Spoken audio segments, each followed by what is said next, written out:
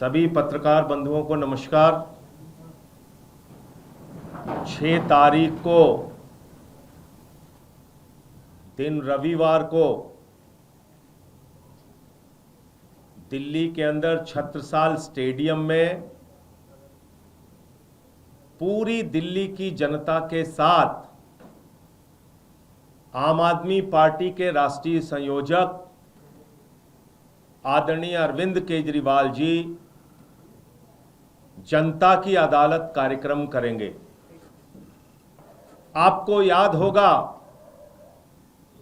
जब केजरीवाल साहब ने इस्तीफा दिया था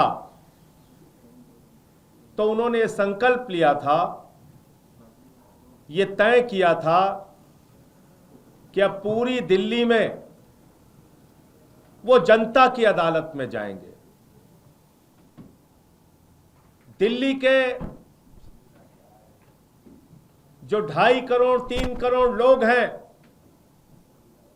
उनके बीच में जाकर अपनी बात रखेंगे, क्योंकि माननीय सर्वोच्च न्यायालय ने उनको जमानत दे दी।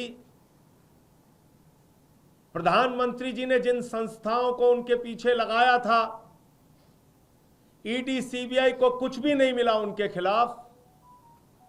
देश की सर्वोच्च अदालत ने उनको जमानत दे दी। उसके बाद भी केजरीवाल जी ने कहा कि हम जनता से ईमानदारी का प्रमाण पत्र लेकर सत्ता में आएंगे। जब दिल्ली की जनता उनको ईमानदारी का प्रमाण पत्र देगी तब वो मुख्यमंत्री की कुर्सी पर बैठेंगे। मैं समझता हूं आजादी के बाद से लेकर आज तक एक भी उदाहरण आपको ऐसा नहीं मिलेगा जिसमें किसी मुख्यमंत्री ने इतना साहस दिखाया हो कि अपना पद एक बार नहीं 2 बार त्याग कर उसूलों और सिद्धांतों के लिए जनता के बीच में गए और चुनाव लड़े। पहली बार 49 दिन की सरकार से इस्तीफा दिया और इस बार इस्तीफा दिया। अब सबसे बड़ा प्रश्न यह है कि जो भारतीय जनता पार्टी लगातार दुष्प्रचार करके आम आदमी पार्टी को खत्म करने की मंशा रख रही थी, उसके लिए हर संभव कोशिश कर रही थी। देश के प्रधानमंत्री नरेंद्र मोदी जी और अमित शाह जी ने कोई ऐसा तरीका नहीं छोड़ा जिसमें हमारे नेताओं को परेशान न किया गया हो, उनको गिरफ्तार न किया गया हो, उनको प्रताड़ित न किया गया हो, उनको तोड़ने की कोशिश न की गई हो। सब कुछ करके देख लिया, लेकिन अरविंद केजरीवाल और आम आदमी पार्टी चट्टान की तरह प्रधानमंत्री नरेंद्र मोदी और अमित शाह के सामने खड़े हैं, उनकी चुनौतियों का सामना कर रहे हैं।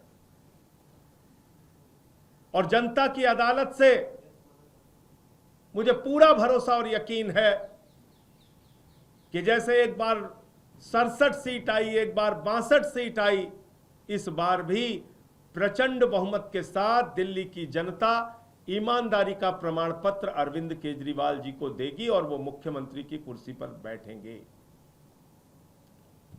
और यह विश्वास और भरोसा क्यों है?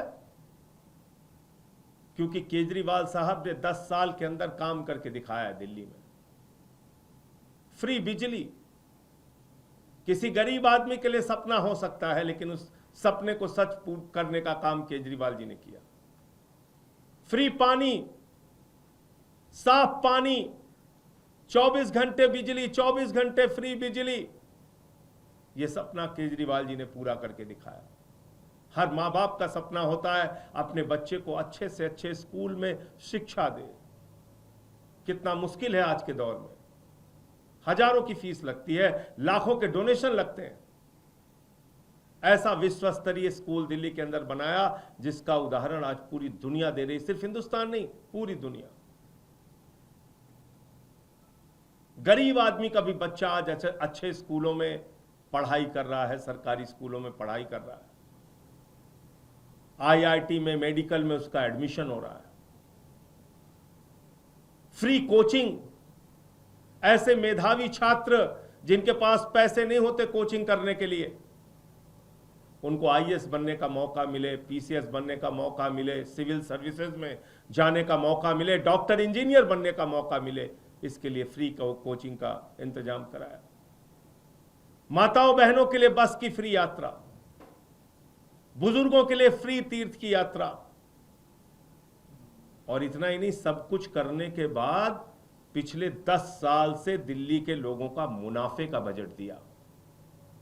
इसलिए दिल्ली की जनता मानती है कि सारी सुविधाएं निःशुल्क, उसके बाद मुनाफे का बजट, यह है अरविंद केजरीवाल की ईमानदारी का सबसे बड़ा प्रमाण पत्र। इसलिए जितना आप केजरीवाल पे कीचड़ उछालोगे, जितना उनके खिलाफ दुष्प्रचार करोगे, उतना भारतीय जनता पार्टी गर्त में मिलेगी, उतना जमीन के नीचे जाएगी बीजेपी, ये बिल्कुल तय है।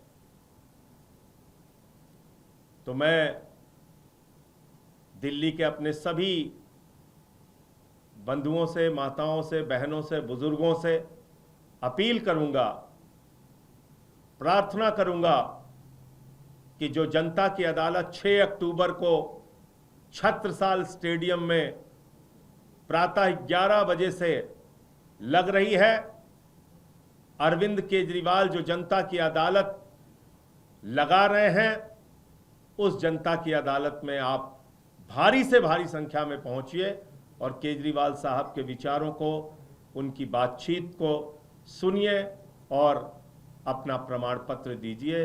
मैं इतनी ही बात कहना चाह रहा था। आपके कोई प्रश्न हो तो आप पूछ सकते हैं। सर, इसमें क्या सिर्फ दिल्ली के लोग होंगे या फिर पंजाब, हरियाणा में क्या? नहीं, दिल्ली के लोग होंगे। ये जनता की अदालत दिल्ली के लोगों के बीच में लगाई जा रही है। उस पर माननीय सर्वोच्च न्यायालय ने चेयरमैन के चुनाव पर अभी रोक लगाई है। आगे जब पूरा फैसला सामने आएगा तो आपसे विस्तार से उसके बारे में बातचीत करेंगे। जब तक जवाब नहीं दाखिल हो जाता तब तक चेयरमैन के चुनाव कराने पर रोक लगाई है।